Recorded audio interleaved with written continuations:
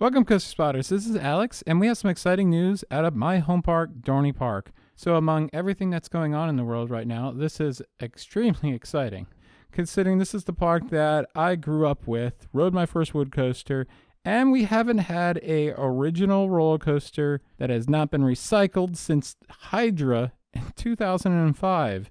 Now, from the Planning Commission meeting, we only know one thing, that it's supposed to be 106 feet tall. But they also submitted a blueprint of all the foundations, which when dissecting is actually able to tell us quite a bit.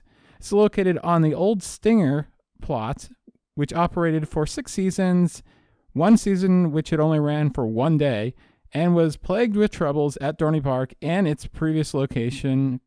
It is also the plot of land that formerly housed the Schwarzkopf Looper Laser, a ride that Dorney Park stated was at the end of its service life, despite the fact that it's been touring on the fair circuit in Europe ever since, which I fortunately got to ride in Austria last year. So, since 2018, the ride plot has sat empty, but we can take the plans and carefully overlay them and see how it fits into that plot of land. Now, the first thing that was mentioned in the Planning Commission, and also is very evident when comparing the two, is that the Zephyr ride track is being modified just a little bit to open up the site a little bit. Now, we can also see that the former mechanical building from Stinger, which was the only thing that was kept when the ride was demolished, has also been integrated into the ride plans, probably reused for similar uses on the new ride. Now, at 106 feet, a lot of people are making comparisons to the RMC Raptor clones that first debuted at Six Flags Fiesta, Texas. The problem with this is that the foundation plan doesn't even begin to line up with Wonder Woman. Not only that, the foundation is a completely different method of supporting the ride. And one company in particular that uses it is the Gravity Group, which builds exclusively wooden roller coasters. Also, looking at the shape of all these foundations makes it even more evident that it is a Gravity Group shuttle coaster. So we have taken the time to use No Limits and figure out what the layout should look like, what we think the hills might look like, but we are actually able to figure out quite a bit by just how thick and wide the foundation plans are in certain areas. So looking at this layout, you might be a little bit confused how a wooden shuttle coaster actually works. So let's take a look at the only other one in operation, the Switchback at ZDT's in Seguin, Texas. Now you can see that this has both a vertical spike, which the train falls back on itself, and a lift hill and a drop.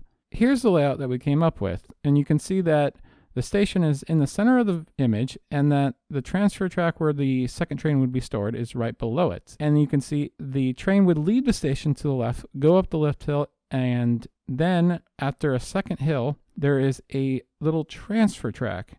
Now, initially, it would just blow through that area where there are brakes, but are not applied on its first pass. We'll go through the rest of the layout and then go to the 106-foot tall spike, and then drop backwards. On its way back, where the train currently is, brakes would be applied and it would not make it over that hill, and then the switch track would switch over to the curved section and go back to the station.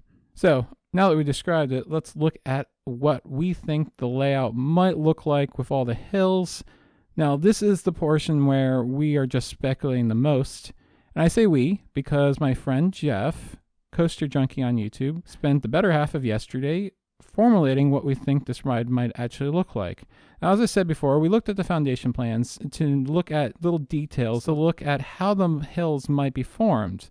And also, perhaps maybe there's an inversion. Gravity Group is known for doing inversions on their wood roller coasters. So most recently, the Mindbuster in Florida at Fun Spot.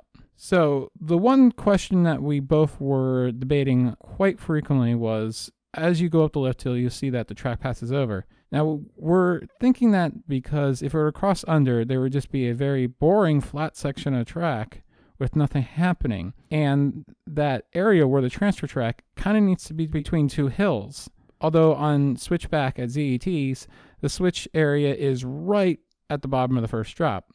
For this coaster to be a shuttle coaster makes a lot of sense given the competition in the area. It's always been rumored for this site to receive a wooden roller coaster or a RMC Raptor. However, Six Flags Great Adventure is building one this year. Historically, Cedar Fair has only built wooden roller coasters designed by Great Coasters International. However, with Hershey Park right down the street that has 2 of their installations, it makes a lot more sense to go with Gravity Group. Putting an inversion in and making it a shuttle is something that the region has never seen before. Furthermore, having another wood coaster is something that makes a lot of sense considering that Pennsylvania is pretty much the wood coaster capital of the world. And Dorney Park, ever since 2003, is the only major amusement park in Pennsylvania with only one wood coaster. So that would fill that void that's been missing ever since. Furthermore, the park has actually worked with Gravity Group before. Back in 2018, Thunderhawk had its final turn modified slightly, and Gravity Group did the engineering and also the construction. So it would make sense that this would also be a Gravity Group, considering the previous relationship that they've had with the company. Now, how do I feel about this?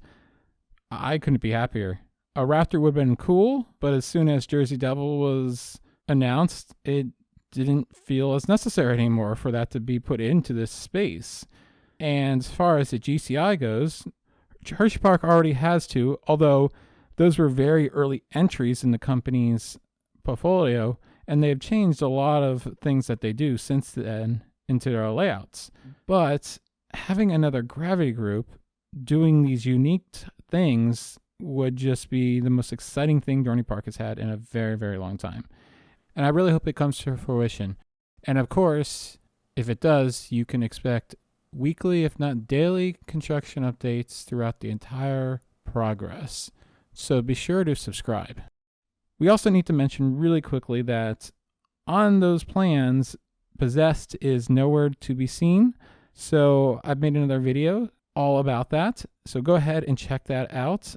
And one last thing we kind of need to mention is that about 12 hours after this meeting was discovered, Dorney Park decided to withdraw its plans to attend the meeting. However, all of the other applicants also withdrew their plans. And I've still continued to make this video because in a normal world, this could happen for many reasons. Now, a world where a pandemic is happening, there are even more reasons why the plans might have been withdrawn. And with the 2020 season in question, it's very likely that this project might be delayed until another year, or it could be a number of other reasons. And with how incredibly detailed the plans are, it is very obvious that Dorney Park and Cedar Fair are very serious in continuing with this project at some point. So it was very fun to speculating and putting this together. So thank you so much for watching the Coaster Spot. Be sure to check out daily videos with new content never released before, and like, comment, and subscribe. See you next time.